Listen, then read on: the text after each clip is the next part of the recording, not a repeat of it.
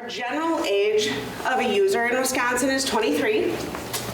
90% of heroin users are white. Not surprising, because 81% of people who use heroin, and you'll see we kind of focus on that intermittently just because it is such an epidemic in our state right now. 81% of people who are abusing heroin started out with legal prescription drugs. But what I do find kind of shocking, 75% of people with an abuse problem live in rural areas, non-urban. I used to think that this was a big city disease, a big city problem. And that's just not the case, and that's not where we're headed right now. So we kind of are the new face of family addiction, and surprisingly, we look a lot like everybody else. We're not always what people expect. So what is addiction? So let's say you've never had chocolate before, and somebody gives you a box of chocolate. You try it that first time, and it's like, wow, this is pretty good. I kind of like this chocolate stuff. So then they give you chocolate again, and you keep eating that chocolate. And all of a sudden you realize you not only can't stop eating the chocolate, but you can't eat just one. You become obsessed, you start thinking, it holds your attention all the time. When am I gonna get that next piece of chocolate?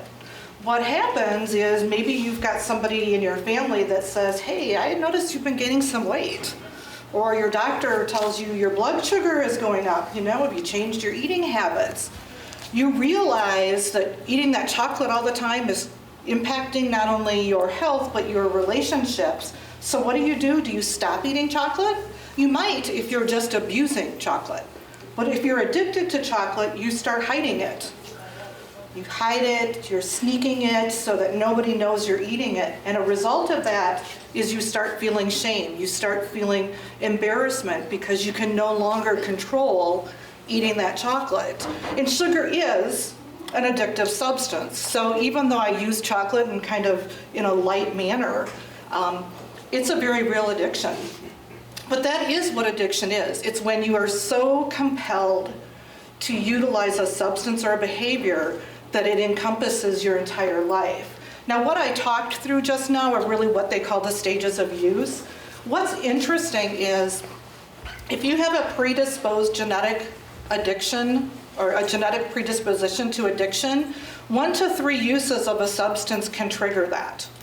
So you move very quickly from possibly an occasional use to a dependence or addiction.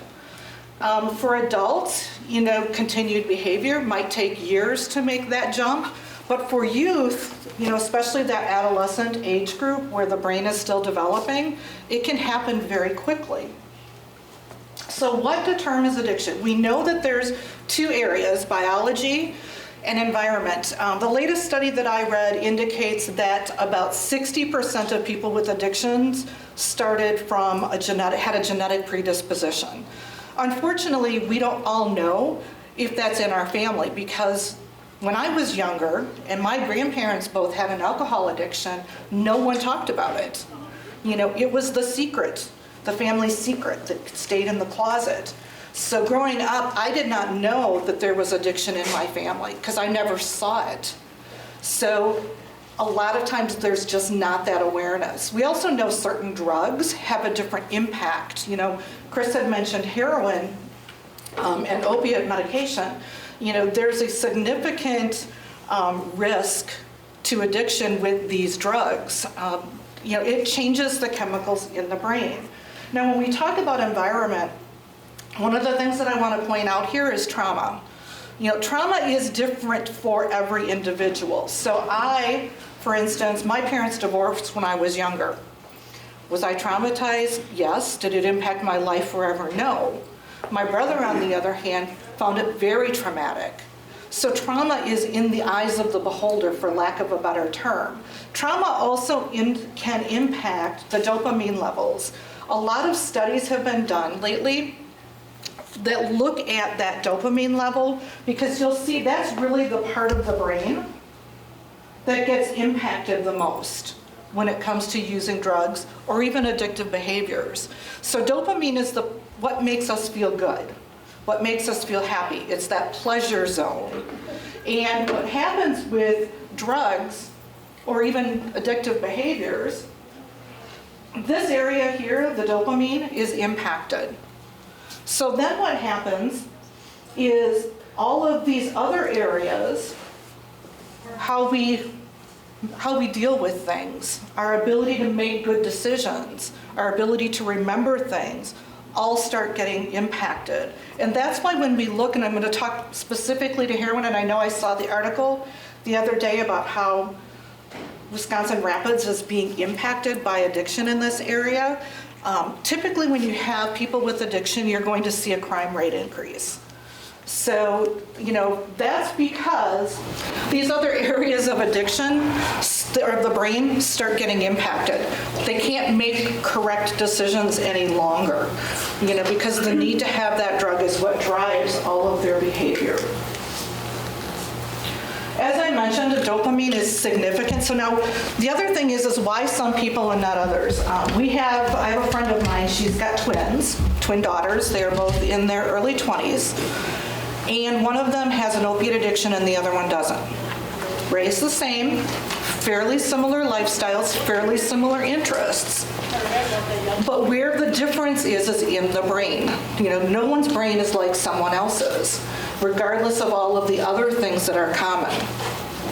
So you have these dopamine levels. So if you've got a naturally low dopamine level, you are more susceptible to addiction.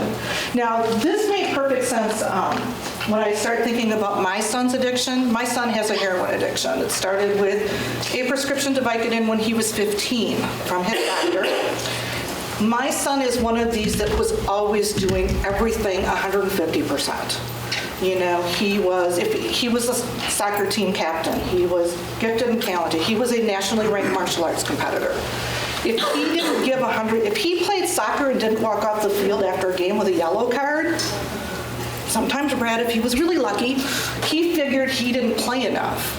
For him, that was his initial addiction, was that adrenaline rush that he got when he did all of these different activities. When he was out on the floor competing, he got that adrenaline rush.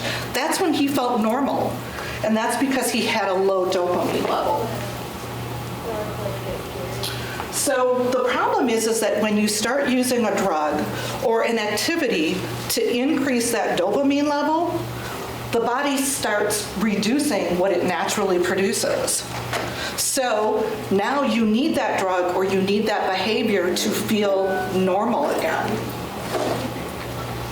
So why we know, we talk about drugs, we talk about it in our schools, we see it in the paper, we talk about it on the news.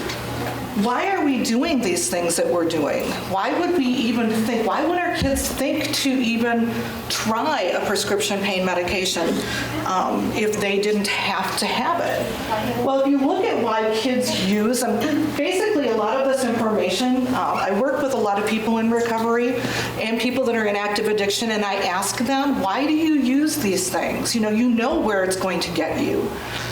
Really what's interesting is our kids are using drugs for the same reason we are as adults. Because one of the most abused drugs in the state of Wisconsin is alcohol.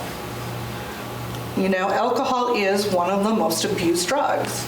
And we use alcohol as adults to relax. How many of you have come home from work after a really bad day and said, oh my gosh, it's been a horrible day, I could use a glass of wine? That's our culture, and now you have a teenager there, and they're sitting there going, oh, wow, when I have a really bad day, I'm going to try that too. Because teenagers don't think logically. Teenagers see it all the time. Not only do we see it every day on TV and all of that, but a lot of times we're seeing it in our home. So when we think about why our kids are doing this, why they're using drugs, why they're trying it for that first time, it's really for the same reason we use drugs or substances. So just a few questions here to let you test your knowledge. Most significant drug impact on society. I already said it. Alcohol. What's the most addictive drug? Heroin. Opiates. Now, I include heroin as part of opiates. What most of us don't realize, heroin and opiate prescription pain medication are really the same drug. When you take Oxycontin, hydrocodone, which is Vicodin, morphine, those are synthetic heroin. Most of us as adults don't know that.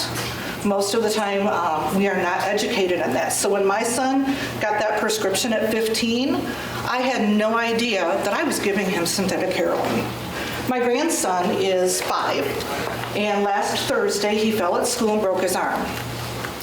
Took him to the ER. They gave him an adult prescription of Vicodin at 5 years old. We are so ingrained in our society that we have to make sure we treat pain, that people aren't in pain, that we are giving this stuff out to 5-year-old kids. Of course, now my daughter, thankfully, because of what I do and what our experience is, understood the risk. Not that he's going to become addicted at 5, because she gives him a Vicodin. But why would you would you shoot your 5-year-old up with heroin? Of course not. But yet that's what we're doing when we're giving our kids these drugs. Yes, ma'am. The most long-term physical impacts. Anybody want to make a guess? Maybe I should join you. Good guess. I don't know, not Meth. How many of you know that meth is 1 molecule away from Adderall? She's running, look at her. A lot of people don't realize that. So now if you have a child that's got ADHD and they're using Adderall, it makes their brain work normal, for lack of a better term. If they don't have ADHD and they're using Adderall, they're getting the same high as what they get when they take meth, which is why our kids are abusing that drug, why that's one of the most popular drugs being sold in our high schools. What do you think the gateway drug is? Pardon? THC. THC? Nicotine. In October, I was at the Nobel conference where they had a Nobel laureate neurophysicist that did a presentation. What they have found is that most people who develop an addiction later in life started off using nicotine. Has anyone looked into kids that maybe have started even before nicotine, maybe caffeine? I've not seen any studies or read any studies on caffeine. Right now, which would be interesting because that is my addiction, as I have my big cup of coffee on my way over here. But right now, I know that they've done several studies on nicotine, and the other thing that they found out with nicotine is if you smoke and you use other drugs, using nicotine in combination with other drugs enhances the high you get from those other drugs. What is the most studied addictive behavior? Gambling. I'm not really big on gambling. I have tried it 3 times. Maybe it's because I don't win. I don't know. But I don't get a rush pushing the button on the machine, But I know people who have a gambling addiction that will sit at those machines for hours and hours and hours. And every penny they have goes into those machines, So that is the most studied behavior addiction. What's the most common behavior addiction for youth? Video games. Yep, technology or internet gaming. Internet gaming is now a diagnosable disorder in the DSM-5. And if I think about this, and I think about my son was a huge internet gamer. Halo was the big one, at least when he was younger. I'm not sure if it's big anymore. We actually took him to Florida, because we wanted to go to Florida, so we used it as an excuse, to a World Halo tournament where they had this huge ballroom, and it was just massive people out there.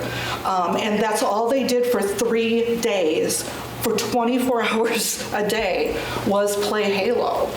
But that has become a very significant addiction. And one of the things that we've learned is, again, once there is an addiction, whether it's a behavior or a substance, it's not uncommon to see another addiction show up down the road. So if I had known that gaming was an addiction when my son was doing it, I don't know if we would have ever stopped him going down the path he did. But it is something to be concerned about. So these are kind of the standard addictive behaviors, and I want to point out that there's a couple of them. Exercise, can be good, but again, if it starts to control your life, it can become an addictive behavior. If the only way you can feel good is in order to do exercise, frequently, that can become an addictive behavior. One of the reasons it's hard a lot of times to break up behavior addiction is because you still do those behaviors. If you have somebody who has an eating disorder, whether it's eat too much or binge and purge, you always have to eat. So breaking that addiction is very difficult. Work with my addiction, my husband would probably tell you it still is. But we're going to talk mainly today about drugs and alcohol. So we know we live in an alcohol society. We like our alcohol.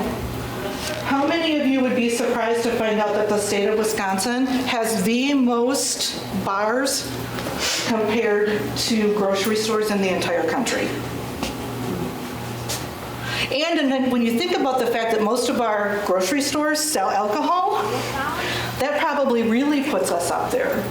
So then would you be surprised to know that we also are in the top on binge drinking?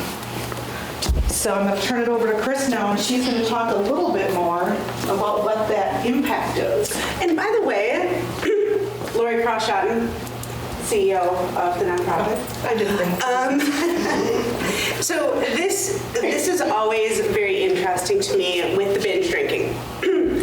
So I'm going to ask you a couple questions. Just you don't have to answer, just hands.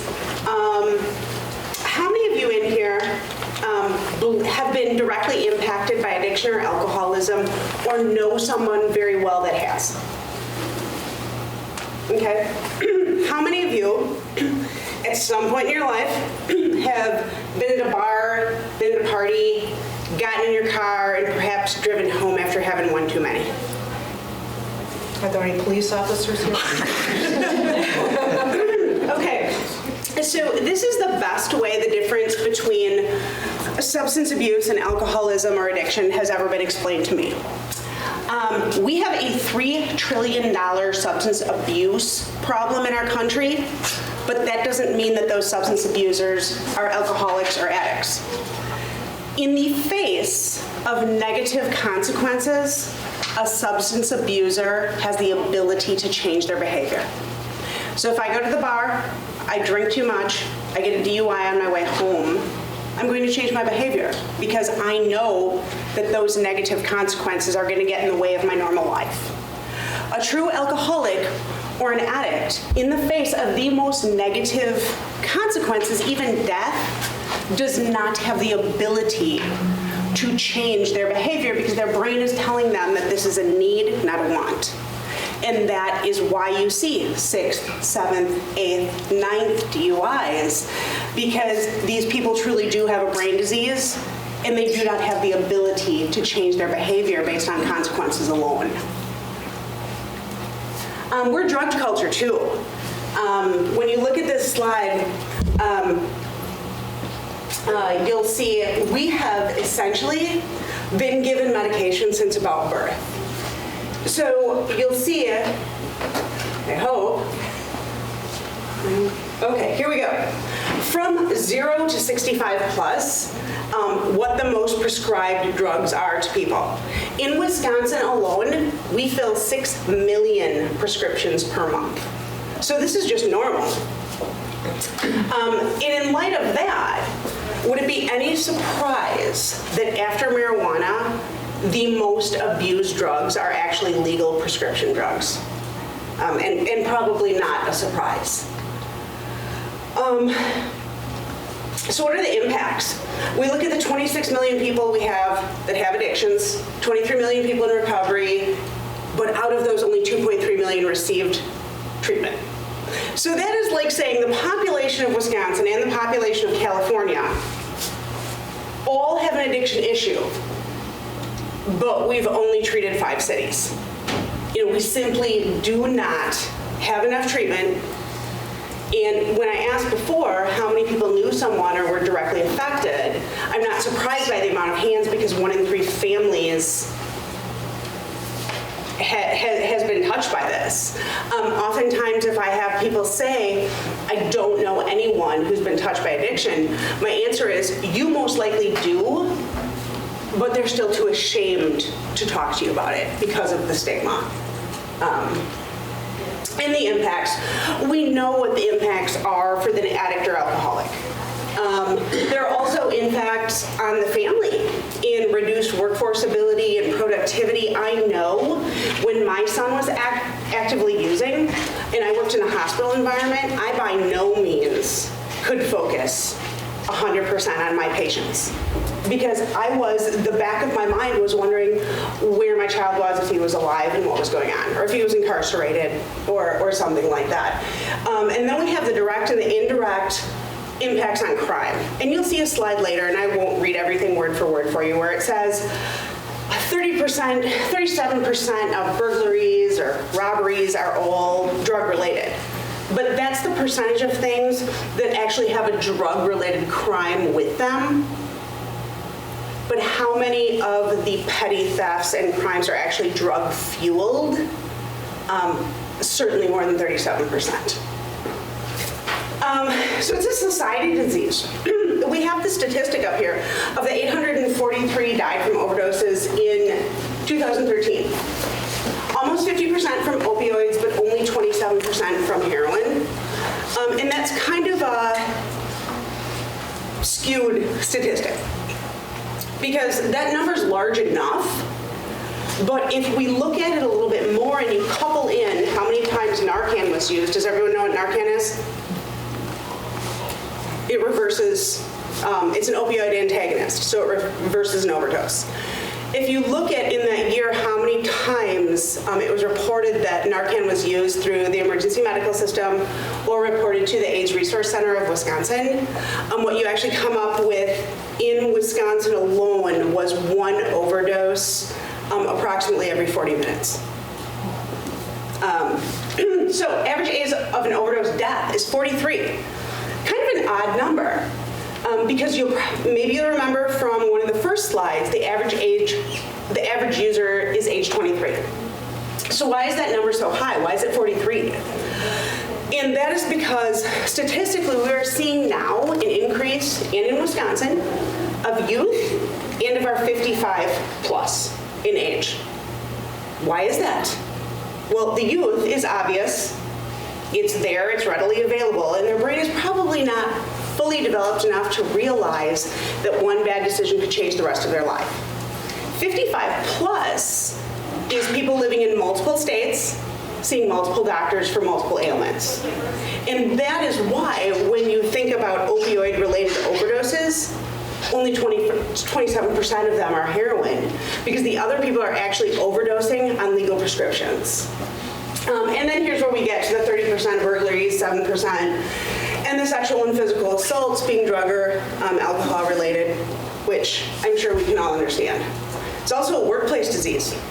Like I said, it's not just the addict, but it is, or alcoholic, it's also their family that's being impacted when you're seeing reduced productivity, higher turnover. And I know we actually have some companies in Wisconsin that have lost state and federal contracts because they had the inability to hire enough workers that could test clean for a certain project. Also family disease. Disrupts the stability of the home. It sure does. Depletes your finances. I know people who've been through bankruptcy, lost their house due to doing anything that you possibly can to fix your person who has a problem. In siblings, I can't speak to this myself because my son is an only child, but I know from friends and people in the organization going through things that a lot of the sibling impacts are anger, and it sustains itself for a long time until they can find resolution as well. Let me just mention one thing. My daughter is 33, married, 2 kids. She is still angry at us because we focus our attention on the bad child and she does everything right. I mean, it can really be a very long, as Kris mentioned, long harboring anger and issue for our siblings to work through. And yes, here, just also an individual disease, the things that people who have had an addiction, alcoholism problem go through, it takes a while to work through all of those broken relationships and the feelings of hopelessness and worthlessness. In the recovery time, it definitely takes a while. So why do they do it? This is a really good one. Think about something, each of you. What is the most important thing in your life? Is it a child? It can be a dog or a cat or a sibling or a significant other. But just think about what is the most important thing in your life. And what lengths would you go to protect it if you thought it was in danger? So, like I said, family, pets, siblings, your house, your dog. Would you lie to protect it if you thought somebody was going to take it away from you? Would you manipulate to protect it if you thought it could be stolen? Would you steal? Would you hurt someone? The answer might be yes. And this is what happens with addicts and alcoholics because their drug or the alcohol becomes what their brain is telling them is the very most important thing in their life. And that's why we see the increased crime and everything associated with it, because they will do anything to get what they perceive as the most important thing in their life. Life with addiction. The roller coaster. The roller coaster.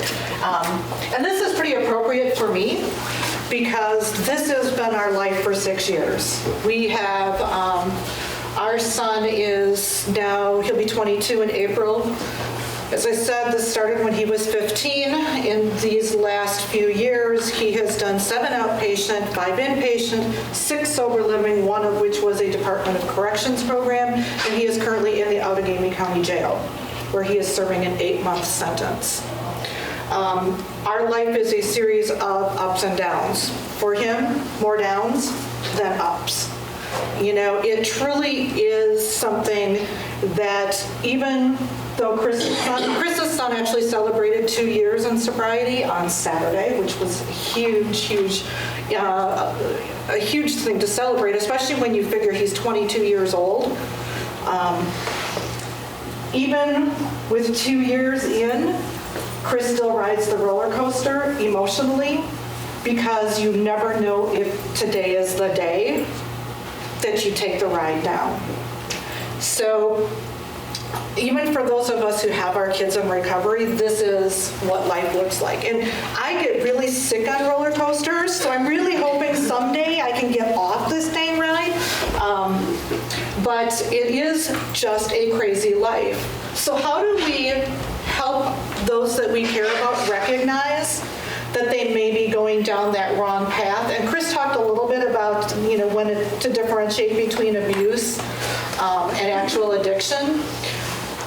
Where I saw it with my son is when there were legal issues and he still kept using. So our son would steal from us in order to supply his habit because couldn't get a job, couldn't maintain it. I mean, he'd get a job, but he couldn't keep a job. So the only option in his mind, and I always say we're lucky he only stole from us, which sounds crazy, but I'd rather have him steal from me than my neighbors or a store, which again, so despite the fact that he had continued legal trouble, he was not able to bring himself to stop using. So we can recover. I don't want you to think that people don't recover. I know a lot of people in long-term recovery. The key is that it really takes time for the brain to heal. And not only is there the brain piece, but there's the whole behavior piece. The lying. I know when my son is not using and is in recovery, he will still lie. And I'll be like, why are you lying about that? And he's like, you know what? It's second nature. I don't even think about it. So there's behavior changes that have to go along with that. And this is kind of that model of change. So if you think for a minute about something that you've tried to change, and I'm going to just make you do a simple exercise. Cross your arms, and I want you to notice which arm is on top. Now reverse it. Some people can't, but even if you can, think about how uncomfortable that feels. Now, if you went and did this all the time until this became your norm, then you would be in recovery, for a very simplistic example of having to make a significant change. But when you think about the fact that they're basically, in order to be in recovery, you have to change every aspect of your life. And when you look at these kids that are, I speak up at Libertas in Green Bay, which is an adolescent program, 13 to 17. You're asking a 13-year-old to change everything about their life. I think it's pretty daunting as an adult to think of that. Can you imagine what it's like when you're only 13? What we have on the bottom here is kind of the path that a lot of people follow for treatment. Usually you start with outpatient, and what's frustrating, I think, for most of us is that the pathway to recovery is completely driven by our insurance companies. In any other disease, you would sit down with your provider and you would figure out what you needed to treat that specific disease. I mean, there's protocols, but every treatment will be a little bit different based on what that person needs. It does not work that way with addiction. So many times you start with outpatient, and you have to fail at outpatient before they will approve inpatient.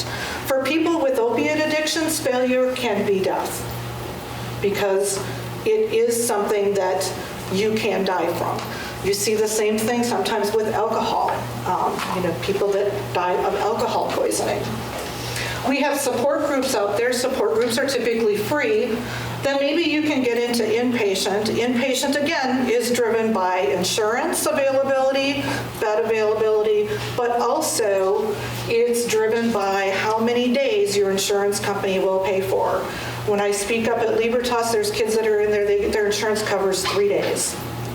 If any of you have ever studied opiate withdrawal, you can't even withdraw from opiates in 3 days. So you're sending somebody who's in the midst of withdrawal back out on the streets, and they're at a very high risk of using and overdosing. Sober living is something that some people will use. This is basically where you're living in a house with a bunch of other people that are in recovery. We struggle a little bit with enough of these in Wisconsin. I know in Appleton, they just opened 2. There's a men's and a women's. A couple things is, they're small, usually 6 to maybe 10 people at the most. They also do not accept anybody who's on a medically assisted recovery, such as Suboxone or methadone or Vivitrol. So if you have people using those type of medications, there are no sober living options available to them. Recovery coaching is something big on the East Coast and the West Coast, fairly new to our area. But basically what a recovery coach does, and we have one for our son, is their job is to sit down with the person, and in our case, our family, and decide what it is they want their recovery to look like, what they want their life to look like. It's kind of like a life coach. What I like about having a recovery coach is when I said my son is in jail, one of the things when he came home after his last sober living that we did with his recovery coaches, we created a relapse plan. And we did it as a family with our recovery coach moderating. And it was, what do we do if you relapse? And our son said, you call my PO and have me put in jail. That's what you need to do. Okay, so when he relapsed, that's what we did. And when he sat in front of the judge, he was able to say, yep, I deserve to go to jail. because he knew he had made that plan in advance. And I know Kris has done the same thing with her son. What is that relapse plan? So a lot of times that's what a recovery coach can do for us. This is, and I know it's too small, so it's really hard to see. But again, these are some of the challenges that we face when our families trying to find treatment for our kids. If our kids overdose, my son overdosed in March. Luckily, I was able to revive him before 911 came. Because he was on probation, they arrested him on the spot. So basically, he was blue, not breathing, dead on the floor, got him breathing again, he was walked out the door in handcuffs. That's our norm. That's how it works, because when you overdose, you are now guilty of internal possession, which is a felony charge. If someone goes to the hospital and overdoses, if you go to the hospital because you're having a diabetic issue, because you haven't been managing your blood sugars, they'll treat you and then they may keep you, they may set you up with someone to help you follow up, create a treatment plan for follow-up. If you overdose at the house, go to the hospital without the police involved, they basically revive you and send you on your way. They don't keep you. So that's when a lot of times as families, we now have to pick that up and say, okay, how do we help you get treatment? And there's so many hoops to jump through. Do you have insurance? Do you not have insurance? Is there a bed? Or what does your insurance cover? What locations? Do they have availability? And I'm going to let Kris talk about this a little bit more because she had a very frustrating experience with her treatment program. This little treatment maze is kind of why I started speaking out. I spent a lot of time in the closet when I knew my son had a problem because I was afraid, what's the first thing people think? Oh, bad parent. But this game I had to play made me want to spread awareness enough that maybe at some point things will change. I first evicted my son from his living quarters in June of 2012. And I told him, you can come back as long as you're willing to get help. And it took him 6 weeks. So he showed up at my house on a Tuesday in August and said, you're right, I need help. And I was thrilled until I picked up the phone. And I will distinctly always remember the very first phone call I made, and it was to a local behavioral health around the Appleton area. And it was, sure, we can get him in 2 weeks from Wednesday. Now, I know a lot of you raised your hands, so if you know anyone who has an alcohol addiction or an opiate addiction, you know that they might change their mind in 15 minutes, let alone 15 days. So I continued calling places, yellow pages, looking stuff up, and I got a hold of a lady named Carrie at a place called Valley Health Systems, and she discouraged me from bringing my son there because they accepted medical assistance and they accepted cash. But she gave me resources, and I kept calling, and I kept calling Carrie back. And I'd call her new resources, and I'd call her back. I heard everything from the doctors on sabbatical to a 2-month waiting list who were not accepting any new patients at all. And finally, the 7th, and I'm not kidding, it was the 7th time I called her that day. She said, okay, just bring him in now. We'll figure out the money later. So I brought him in, and it was medically assisted treatment. He was on methadone. And things seemed to be going well for a while until he clearly figured out the way to beat the system. So 7 months, thousands of dollars later, and a couple felonies, he came to me and said, I need inpatient help. And I picked up the phone again and I started. And I truly believe I am one of the lucky ones. Because as Lori said, he is in recovery, he's doing great. He did get into treatment, into an inpatient treatment facility. 42 days later. So in that 42 days, I lost a lot of faith in the system. I gained a lot of gray hair. And I had to resign my position as the clinical staff educator for the sleep medicine department of a hospital because I was 100% sure that if I didn't watch him 24 hours a day, he'd be dead before he got into treatment. And that is something I never want another family to have to do. So this seriously has to change. I'm going to go through this rather quickly because I think we're kind of using a lot of time here. Why is recovery so hard? The home, the job, the friends, all triggers to a person just coming out of a 28-day program when they're going back into the same environment.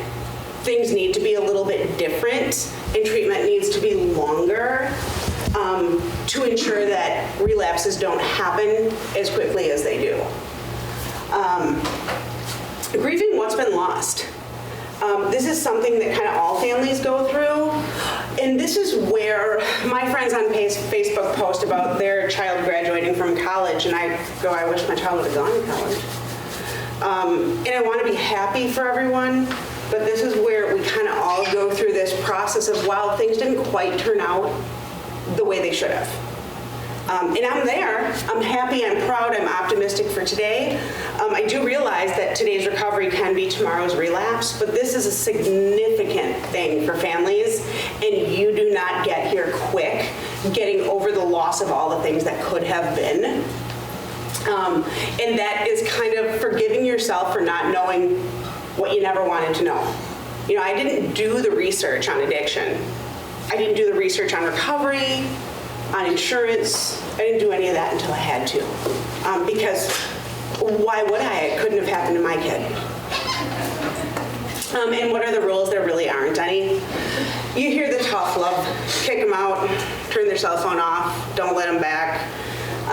Enabling my, don't make it easy. When I hear enabling, I say don't do anything for an addicted loved one that they cannot do for themselves. That doesn't mean that you can't support them, but in the grand scheme of things, every road to recovery is different, and so is every family's road to recovery, and that's what makes it so difficult. I could get 5 different phone calls a day, and what I might suggest to one family is not what I'd suggest to another, because it is all different. And how we can change our parenting norms, setting boundaries, deciding, and that's what Lori was kind of talking with the recovery coaching aspect. This is acceptable, this isn't. Like with my son, you may stay here if you're in treatment. You can't if you're not, but then you're giving them the decision so that people don't feel so bad as, I kicked him out. Well, I did, but I didn't actually kick him out because I gave him a choice, and he made that choice on his own. And holding people accountable for their behaviors is big. And then focusing on you and your family. For families dealing with addiction, get educated, talk to people, get the support that you need.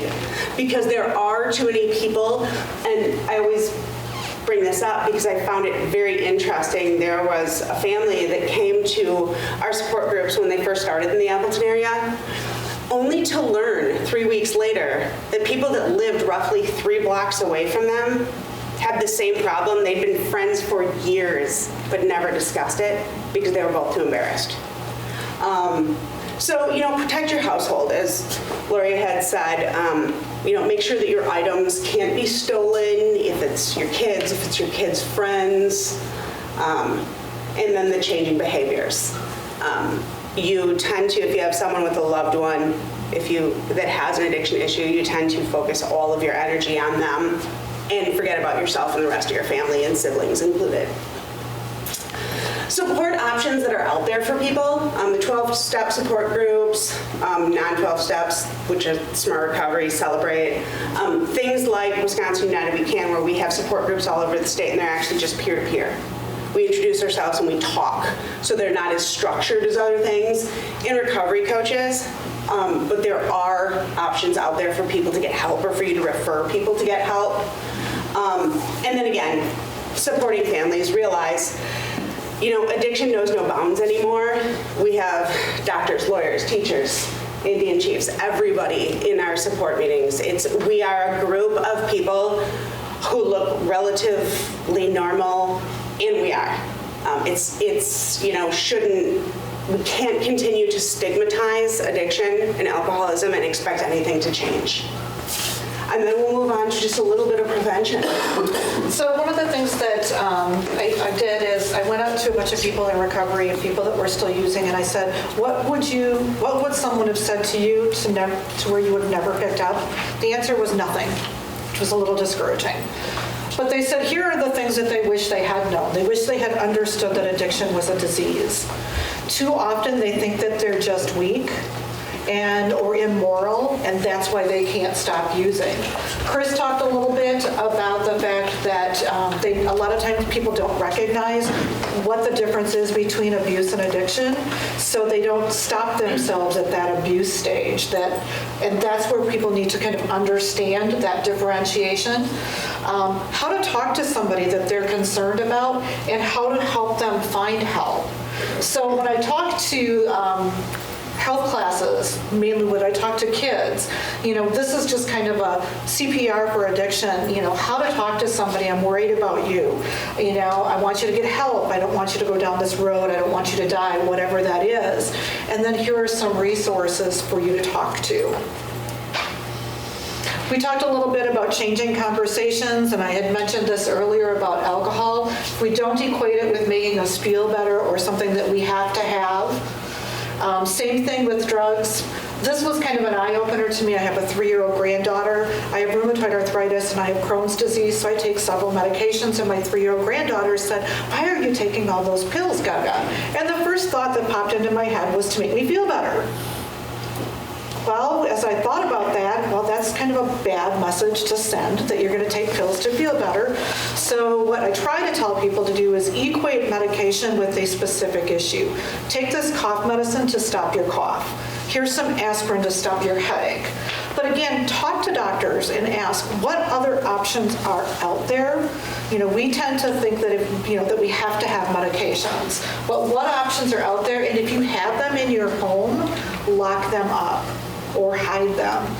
Or if they like me, I hide them and then I can't find them when I need them.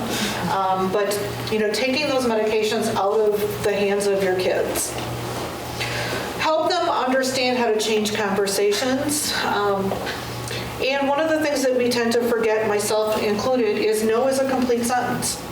We don't owe anybody an explanation. We can say no without having to have that reason. So, can we stop drug use? We cannot stop drug use. Substance use has been around since the beginning of time, and it will continue to be around. Can we end addiction? Unfortunately, not in our current age. It is a brain disease. However, we can prevent it by changing how we talk about drugs and alcohol, helping especially our youth understand what addiction really is, educating our youth and our family, and then getting those early identification or screening processes in place so that people can catch themselves, when they're still at a stage that has not quite progressed to addiction. Because I can guarantee you, no one at any age says, when I grow up, I want to have an addiction. Just like no parent ever thought that they would have a child with an addiction. But no one, as Kris mentioned, no one is immune. So again, we thank you for inviting us over, and we are willing to take any questions if you have some. And as you can tell, we share pretty much anything, so there's not any questions that we won't answer. Wow, we did that good. We do have some materials. We have some educational materials on the back table. One of them is called Changing Conversations, which is really about changing the way we talk about drugs and alcohol. But we also have one called Your Household Head Shop that may be an eye-opener for you, because it talks about things you have in your house, like nutmeg, which can be smoked and it's a hallucinogen, vanilla, which is almost pure alcohol. Can't think of all the other ones. Those are the two ones that, hand sanitizer, which is almost all alcohol. But again, things that you have in your house that can be used to get high with, or things that might indicate that someone in your house is using a substance. Like with my son, we always sell the little half cups of Dixie cups, half water. could never figure out why he wasn't drinking them all. He was using that to dilute his prescription pain medication. No cotton balls, those type of things. I'm just going to add, my daughter is in recovery also, but she no longer lives with us. But I had a safe this big that I locked everything up. It serves as a nightstand, and I still have everything locked up, whether it's the alcohol, the Tylenol, or whatever. Even though she's 20 years old, almost 21, I still don't trust her. And who knows, I have 5 kids, so who knows that they're going to not do the same thing. So that's definitely one that you probably want to grab if you've got kids or grandkids that come to your house. We also have a flyer called What's Next that, kind of talks about what happens if you discover, what do you do next. And a brochure on our organization. We do come and we talk in schools, we talk in churches, we talk in businesses. So feel free, to contact us if you have any questions or something pops up and you haven't thought about it yet. Feel free. Website? Yep, our website is out there. Anything I missed? Nope. So Thank you. Thank you all very much.